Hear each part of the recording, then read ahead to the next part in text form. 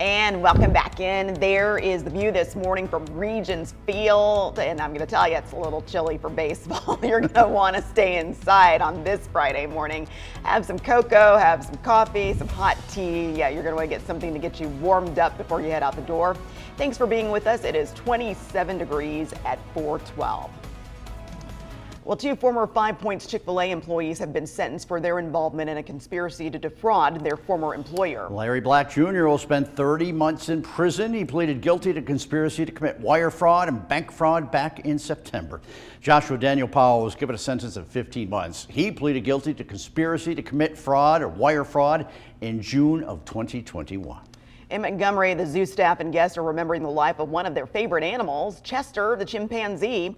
Chester lived to be 39 years old before dying this week. He died of natural causes. He was just 6 months away from his 40th birthday. We're told that the zoo staff thought of Chester as strong and mischievous.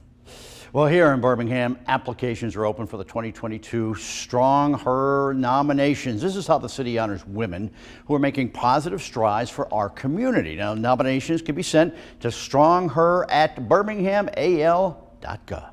Well, one frontline worker throughout the pandemic is receiving a special honor. A state laboratory run by the ADPH in Prattville has been named after Dr. Don Williamson of the Alabama Hospital Association. He has held a lot of positions in healthcare throughout the years, including his role as state health officer from 1992 to 2015. Our current state health officer explains why this is an important recognition.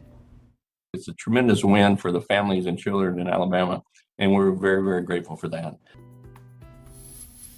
Well, happening tomorrow, the city of Montevallo is hosting their Legacy of Service event, that in a partnership with the Birmingham Service Platoon. The event is in honor of Dr. Martin Luther King Jr., who's working to repair George Daly Park in front of Montevallo Middle School. It all gets started at 8 o'clock on Saturday morning. And our time right now is 4:14 here in Birmingham. Alcohol can now be delivered right to your doorstep. The company founder of Dippy, Rashad Grimes, says it wants to create a safer environment. They want to help people avoid crowded bars and driving drunk. That's an issue that's close to his heart. My brother, who was right above me, was hit by a drunk driver in the 4th grade. So my mother, to this day, she still takes care of my brother daily. Grimes says the team is excited about the future of his company and what it could bring to the state. Dippy is now available for download. Well, here's some news we love to kick off your Friday. One Birmingham 6th grader nominated for a big time honor. You might know him. He's fairly popular. Ethan Hill spends a lot of time serving our community. He's got a big heart. You remember he delivers care packages to Birmingham's homeless community out and around the Birmingham area. Well, now he is a finalist for Time Magazine and Nickelodeon's 2022 Kid of the Year Award. And he is a great kid. He's doing some big things for those who need it most. Be sure to wish him well. Job well done. And he's one of those kids who's, 12. He sounds like he's 35. But those chubby cheeks, though. Oh, yeah, he's a cute kid, too. He's adorable. And he'll get right. He'll go, with his parents or with help. He'll get under some of the bridge overpasses and underneath. I mean, he will go right up to. He's doing the work. Yeah, he does the work. He's out there. So that's awesome. We could all learn a lesson from him, huh? All right. We've made it to Friday, you guys, and it is cold and the Arctic air is kind of settled in now for the next several days. And so it's time to get used to these numbers. We've got widespread 20s on the temperature map at this hour. It's 28 in Gadsden. We've got 30 degrees in Anniston. We're at 29 in Alabaster, 28 in Centerville there in Bibb County. Tuscaloosa, you're in the upper 20s. And then, of course, we've got our normally colder spots up here into North and Northwest Alabama, where we're at 23 in Haleyville, Coleman at 23, and 26 in Fayette. So widespread 20s. Now, unfortunately, we still have enough wind out there that we are seeing wind chill temperatures down into the teens and low 20s. So Anniston, you feel like 23. 19 is what it feels like in Birmingham, Tuscaloosa, 12 degrees in Haleyville, 14 in Coleman. And of course, if there's ever any, you kind of know on your morning commute, if there's ever any wet spots, maybe from some runoff, those will likely be frozen this morning. So there could be a few slick locations out there. I think that would be pretty isolated though. Fayette, you're at 19. So wind chill values, serious business this morning with those numbers down into the teens. 8 o'clock, we are still expected to be below freezing, and it may very well take until perhaps 10, 11 o'clock maybe even after 11 for some of our northern counties to finally climb above those freezing temperatures.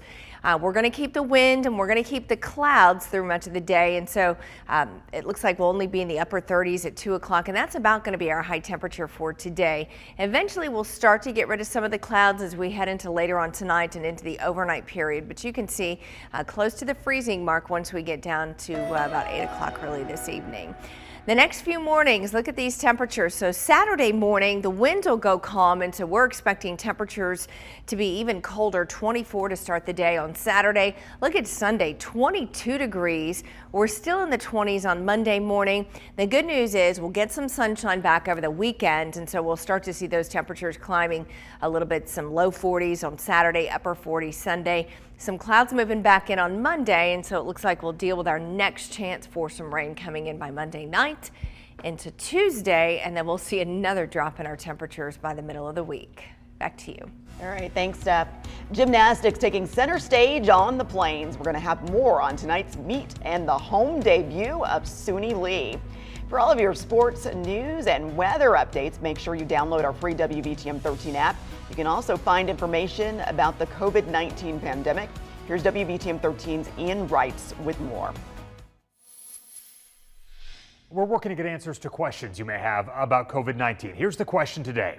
If you have COVID right now, do you need a booster? And if so, how long do you need to wait to get that booster shot? I took the question to Dr. Wes Stubblefield with the Alabama Department of Public Health. If you're eligible for a booster, the recommendation is that you wait until you're feeling better and then you can get your booster. It really doesn't matter how long you wait as long as you're not having symptoms of acute illness. You have pretty good protection for about 90 days, so you don't have to rush, but there's really no reason to wait particularly. Here's something else to keep in mind. If you start your initial vaccine series, but you get COVID in the days after that first shot, he says you'll likely be better by the next time that next dose is due, so you don't have to wait and you can get the second dose on schedule. If you're still not feeling well, he says delay it until you're feeling better. He also noted there's no maximum interval between the shots. If you have a question, let me know and I'll work to get you an answer. That email address on your TV, WVTM13@WVTM.com, is the best way to reach me. I'm Ian Wrights, WVTM 13 News.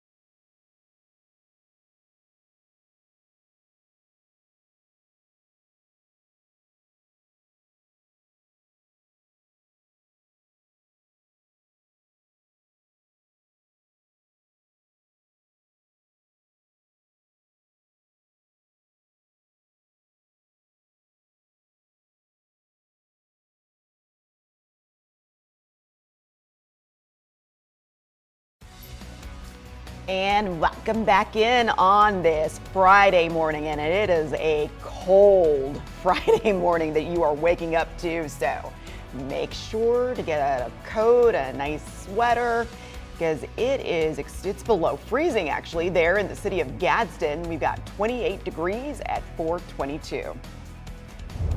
And a major announcement for the USFL. The Birmingham Stallions have named their new head football coach. Skip Holtz will be leading the Stallions in their upcoming season. He's heading to the Magic City from Louisiana Tech.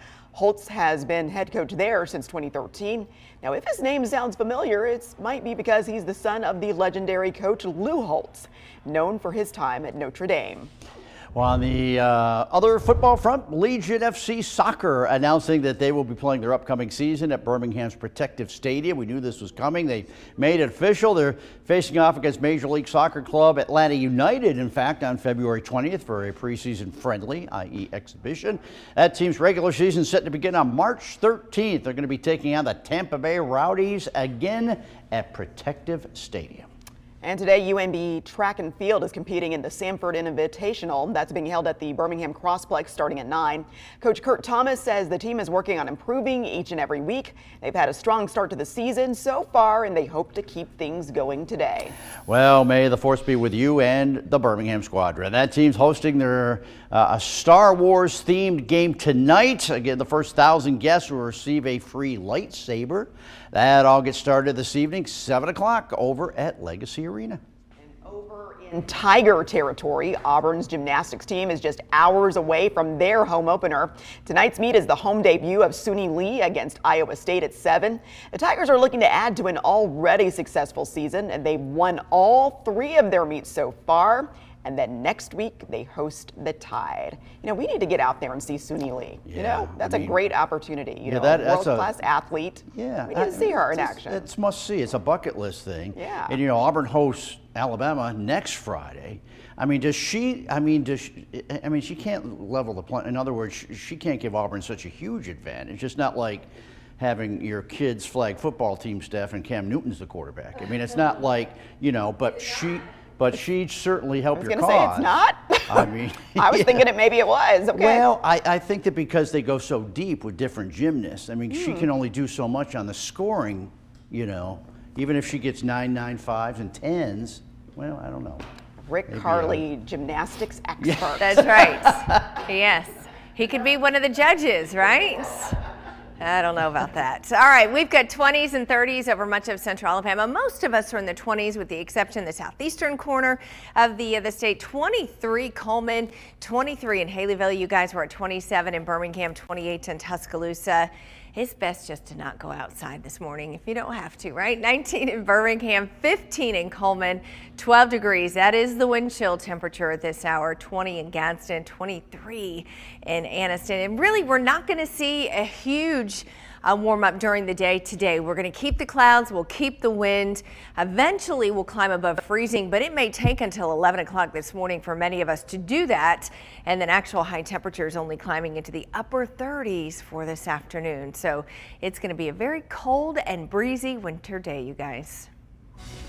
Well, the White House playing defense this morning after President Biden's comments left some feeling a little bit more confused than before. What he said that rubbed some Republicans the wrong way. Plus, another Alabama Senate candidate making it official. How the race for Senator Shelby's seat is shaping up this morning. You're watching WVTM 13.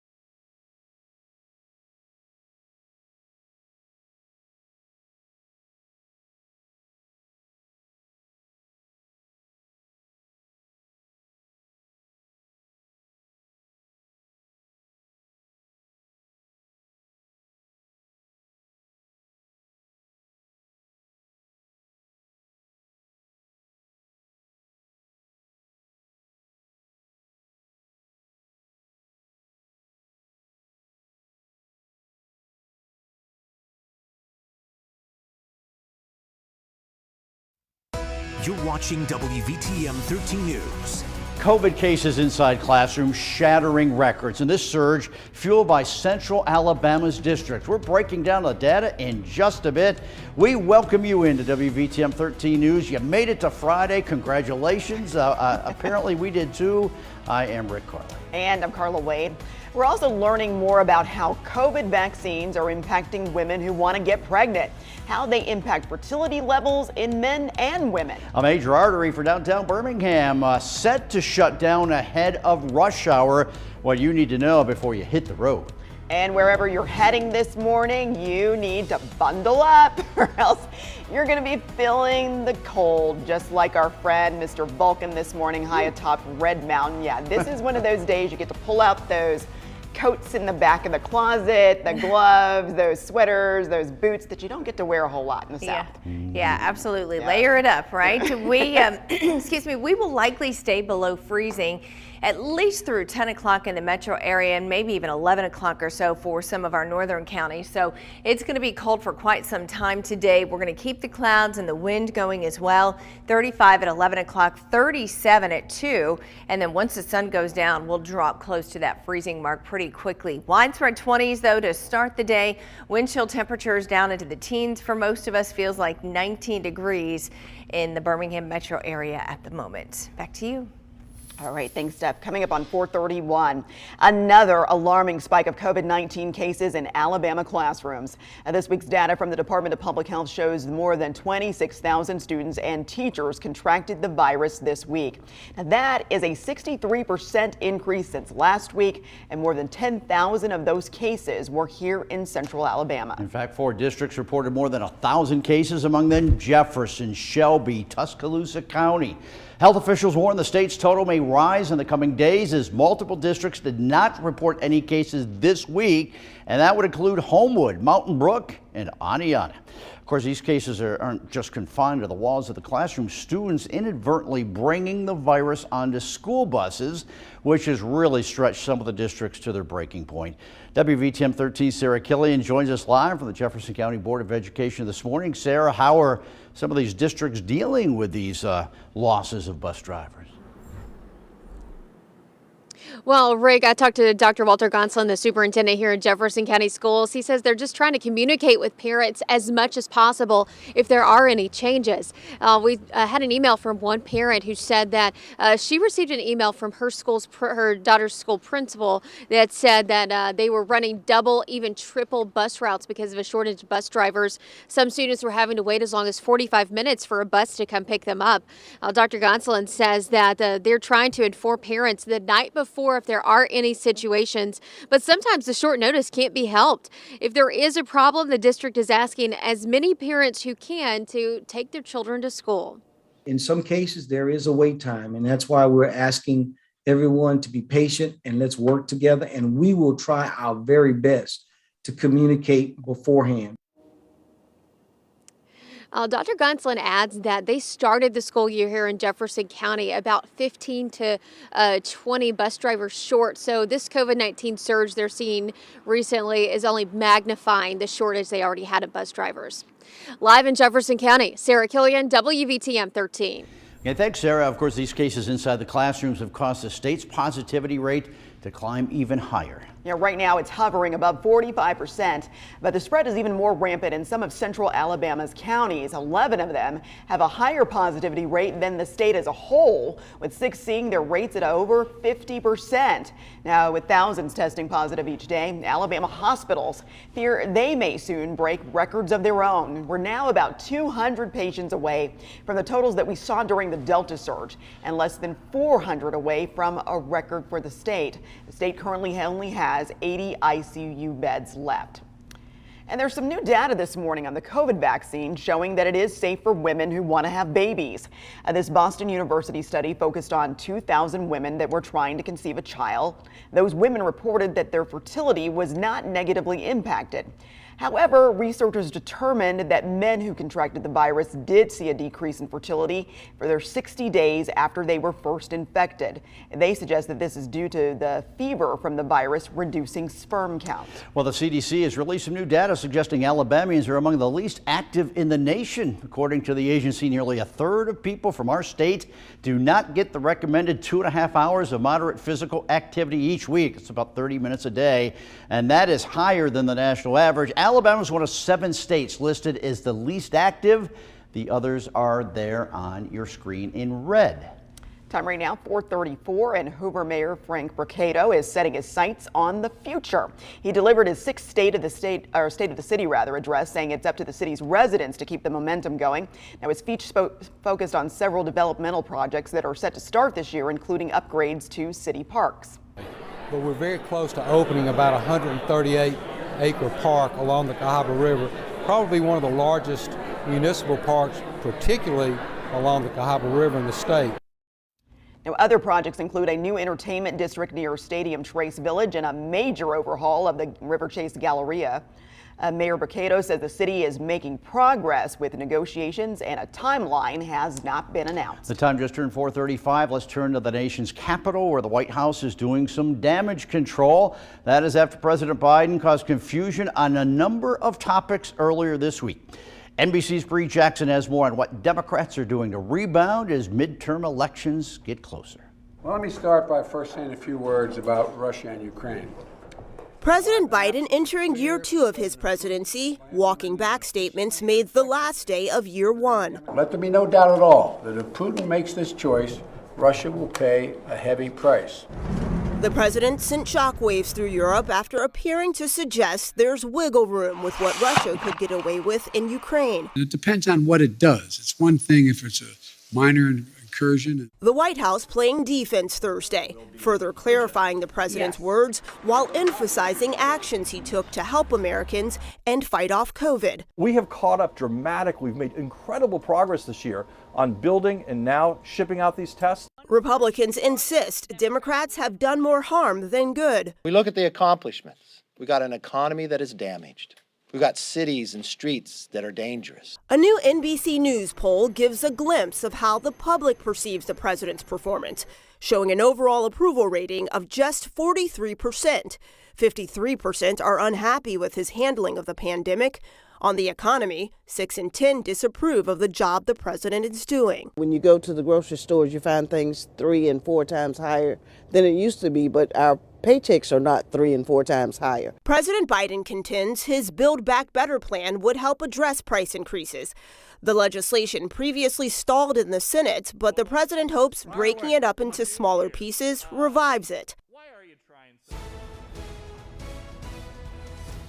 Well, we are now nearly 4 months away from Alabama's primary elections, and this morning another candidate set to qualify for the Senate race. Lindy Blanchard, who previously launched a campaign for governor, will put pen to paper and join the race for Senator Richard Shelby's seat. She's set to file her paperwork at 9 this morning at the Alabama Republican Party headquarters. When she does, she'll join Shelby's former chief of staff, Katie Britt, Representative Mo Brooks, and former Black Hawk Down pilot Mike Durant. Well, big heads up for you if you are heading down toward Richard Arrington Jr. Boulevard in Birmingham this morning. That Rainbow Bridge that passes over the train tracks right there downtown Birmingham is going to shut down at 6 o'clock this morning. Now, city officials say this is so they can do some precautionary fixes while transportation officials finalize their renovation plans. Again, that bridge still open for foot traffic, but very heavily populated area there as far as traffic is concerned. We don't know how long that is going to be closed, so keep that in mind. 6 o'clock this morning. Speaking of roads, man, I was coming up the hill. I thought, if the U.S. bobsled team needed some practice, start up here at Channel 13 and bam, right down to Valley Ave. Yeah. All that ice, that'd be something, wouldn't it? Yeah, we get a lot of runoff on certain roads, and wherever that is going to be frozen solid this morning. That is for sure. We are starting with temperatures in the 20s, but we've got enough wind out there that wind chills are down into the teens at times. And so this is a look at our forecast wind chills, and this is actually for today. So we're going to start off at 6 a.m. Expect a wind chill close to 19 degrees, 21 at 8 o'clock. The wind chill will still be in the mid-20s at 10. Once we get to lunchtime, we'll start to see wind chills close to 30 degrees. But it looks like the bottom line today, wind chill temperatures will likely stay below freezing for much of the day. Oh, how's that for good news, right? Actual temperatures, though, will climb above freezing. By 9 o'clock, we'll be in the low 30s. It's going to take a little while, and so it may very well be until 10 or 11 o'clock before actual air temperatures do get above that freezing mark. By noon, you can see 36 degrees expected, 37 at 3. And then we're close to freezing once the sun goes down around 6 or 7 o'clock early this evening. So it's going to be a cold day. Probably that is a understatement, though, right? Back to you. All right, thanks, Steph. A petition to bring back one of the most recognizable Confederate statues is heading to the Supreme Court. Why some Virginia residents claim that it was illegally torn down. Plus, the former home of the Jess Lanier Purple Tigers has a brand new owner. What we know about the sale of that historic Snyder Stadium in Bessemer. And another frigid Friday morning means there could be some slick spots on the roads. So that could add a couple of minutes to your commute. Get real-time traffic alerts as well as a look at when those temperatures may start to warm up a bit. All by using our free WVTM 13 app. Your time right now is 4:40.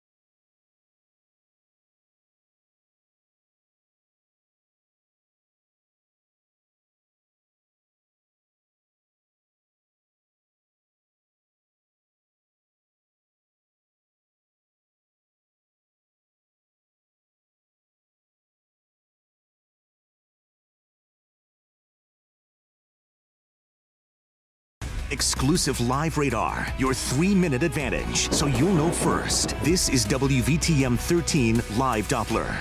Hey everybody, we are starting off in the 20s. We've got widespread 20s across much of central Alabama to start the day. And so let me show you where we're headed. Let's kind of take you through the next 24 to 36 hours as far as our temperatures are concerned.